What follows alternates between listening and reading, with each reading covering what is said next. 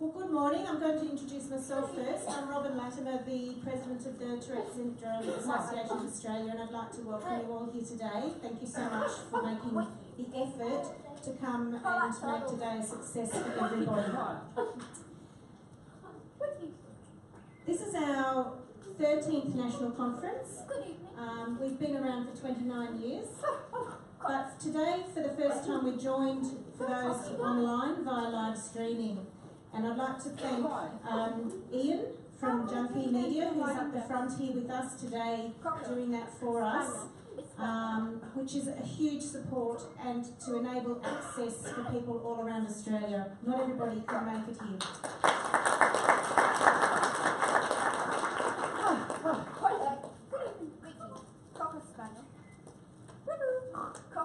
So a little bit of housekeeping is I could ask people to remember to keep their phones off.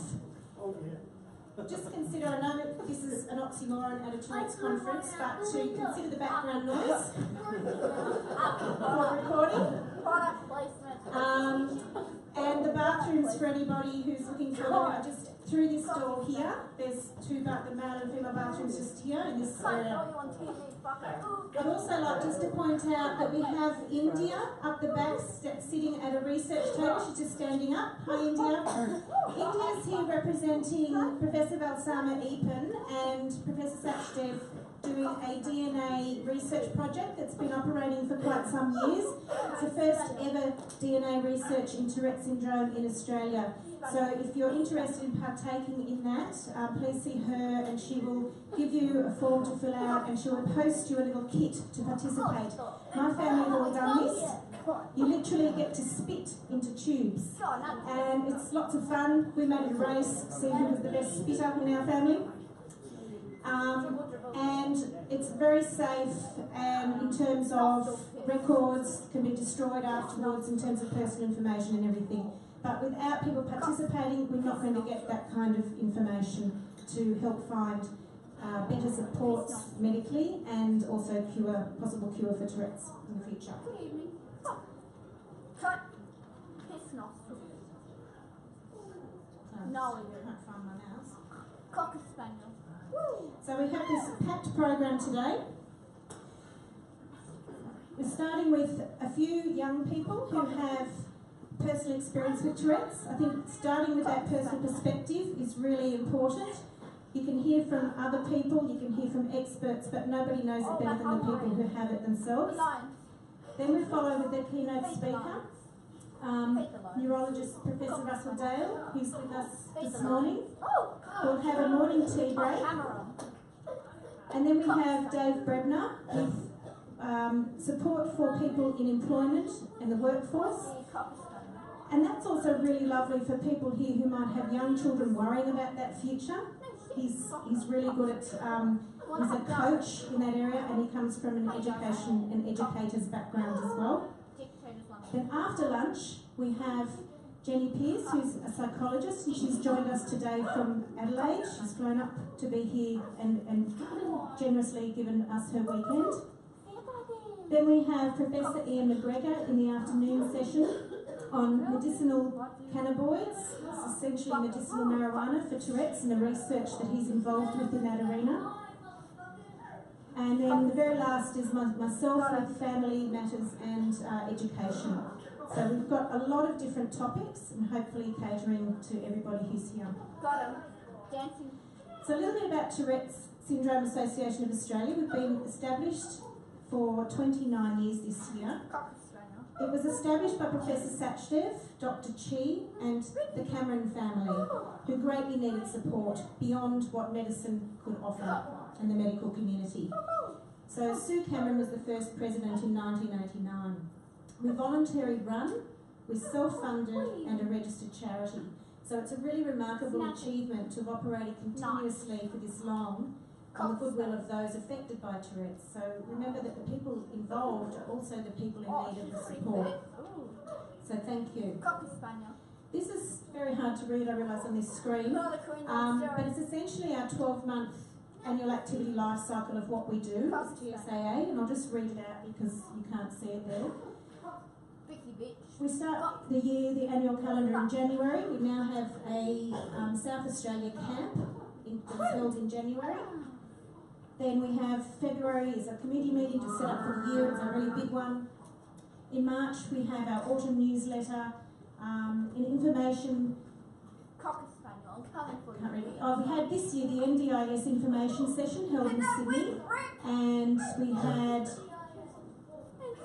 Gosh, I can't even read that. It's so poor the slide. And then Professor Satchev and I did a presentation to the NDIS as well. So we have extra events that get put in on throughout the year. April is another committee meeting. We have the New South Wales camp. May is our awareness week, and the annual event, Picnic Ride for Tourette's, held up in the Hunter Valley. Then June is the next committee meeting, our winter newsletter. July is now our national conference month, and our annual picnic day, which is tomorrow. August is the fourth committee meeting, and in this year we also had a very big fundraiser in Queensland called the Nielsen Golf Day. September, the spring newsletter, the Queensland camp, and our annual membership due date. October, Victorian camp to come this year for the first time. November, we have our final committee meeting, our annual general meeting, and our Christmas party. And then we have in December a shutdown period with our summer newsletter. So we have something, we try and spread it out so it's manageable for everybody. And also, so we're catering within our capacity of what we can do throughout the year. This is our campaign for this year, Eat, Sleep, Tick, Repeat, which was hugely successful. We had a reach of 18 million people throughout Australia with this campaign, our biggest ever. To put that in perspective, last year's campaign was our most successful at that point in time, which was 5.5 million. It was designed by two students at Billy Blue College of Design, where I have a partnership of doing live industry briefs with the students. And it's been nominated for, in the Public Relations Institute of Australia, for awards under the Small Budget Campaign, the Health Campaign and Thought Leadership Campaign categories. So once again, by getting nominated, we're getting more awareness out there through the PR areas as well. We conducted over 55 live radio interviews throughout this week. And it was essentially based on a series of thought-provoking posters and social media tiles. The students were briefed that we have limited budgets, so don't come to me with billboard campaigns and bus shelter campaigns that are going to cost $30,000. They have to think smart of what we can do within our budget. So they came up with these posters, and what I thought was really powerful with this particular campaign, it wasn't just showing the symptoms of Tourette's, they also showed the consequences and reactions of having Tourette's, about how other people behave towards you. For me, that was the really powerful key, and what the media picked up on most in the radio interviews. We also provided versions where it was a blank, so you could fill in your own symptom or your own behavioural reaction or your own issue, what was ever the biggest issue for you to do with your Tourette's. And there's some posters that I've got printed out up the back that you can take that have those blanks, so you could encourage, if you've got a child at school, they can help express their case of Tourette's and what matters to their class. There was also in the social media the various tiles, so people could choose what they'd like to use, what was the most important aspects of Tourette's for them. On the back of that, we had unprecedented television coverage this year. It started with the ABC's Employable Me with Kayla Lynn. And the Employable Me production company approached me about 12 months prior to that, looking for someone with Tourette's. They really wanted to get into this space and help people with Tourette's. And I was contacted last week, and they've been given another series. So if there's anyone out there that would like to be involved, please contact me, contact Employable Me. They're very keen to support. Then it was followed by Asia El-Sheikh on The Voice. I don't know if anyone saw Asia following Adam's footsteps. Adam was actually there in support of Asia this time, side of stage. where she turned 4 chairs and got through to the knockout round and had a really great experience. Age is with us today and we'll talk to you later on. Then we had Cameron. Now Cameron, you were on many channels. You're on channel 7, you're on channel 10, and you just won the hearts of the Australian public. Particularly with Rose on the project, it made such an impact that it pointed the second night's coverage. They were talking about it again. It was very, very powerful. And I've looked at their comments on their site, and it just went on forever. People got really, really engaged with that particular episode.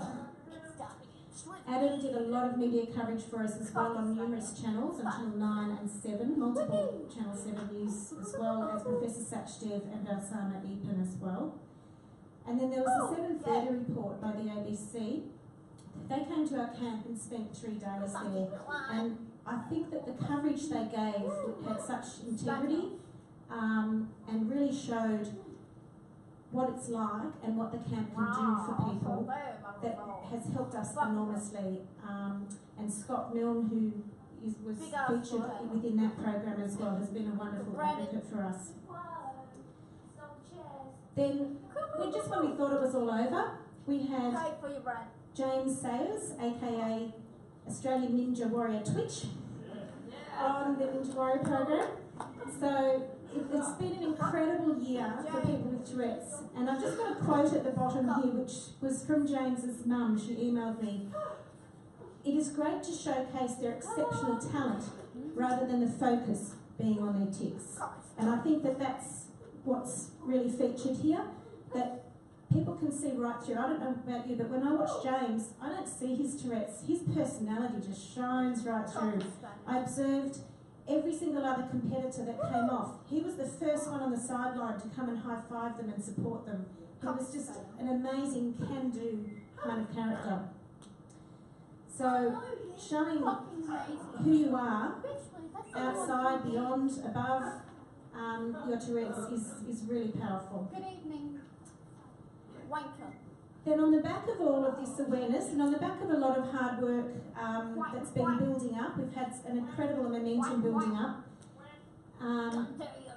We've received this year funding from the federal government for the first time ever, from Greg Hunt, the Federal Minister for Health, and also in this image is Federal Member of Parliament Chris Cruther, who is the Tourette Syndrome Association of Australia's patron.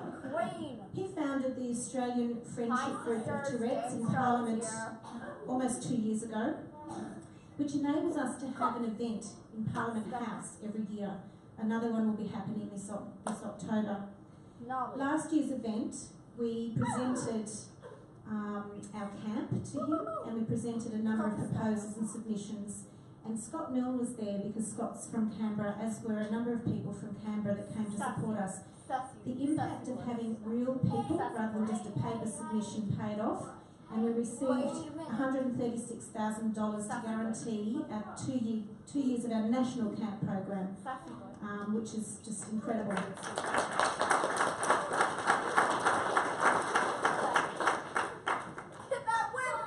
The grant covers 60% of the camp program, and the other 40% is made up of a number of other donors. We've got private donors, the Herman family who've been coming to the camp and providing services as well.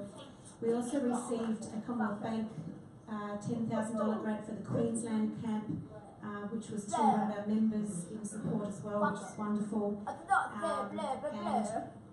I'm not sure if it's landed, but there's a Queensland health grant coming as well of $10,000 for Queensland camp as well. So it's really on the back of our profile that's been lifted through our media coverage this year, and long hard work from a lot of different people campaigning and lobbying.